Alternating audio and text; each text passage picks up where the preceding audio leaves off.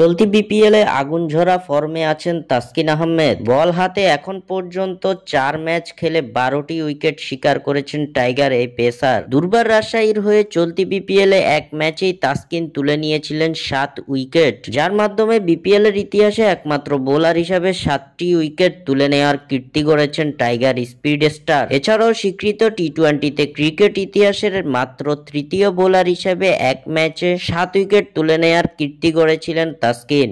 এমন পারফরমেন্সের সুবাদে এবার তাসকিন পেলেন বড় সুখবর। 2025 আইপিএল এর মেগা নিলাম থেকে দল না পেলেও এবার টুর্নামেন্টটিতে খেলার প্রস্তাব পেয়েছেন তাসকিন আহমেদ। নিজের পারফরমেন্সের মধ্য দিয়ে তাসকিন আহমেদ মুগ্ধ করেছেন আইপিএল এর দল লখনৌ সুপার জায়ান্টকে।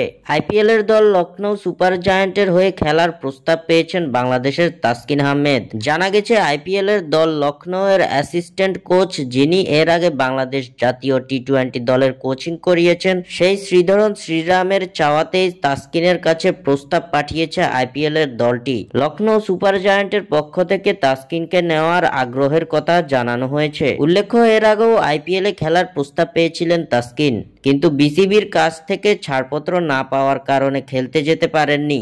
এবার দেখার বিষয় 2025 আইপিএল এর জন্য তাসকিনকে ছাড়পত্র দিবে কিনা বিসিবি। স্বাক্ষর থেকে সাদবিন ইসলাম।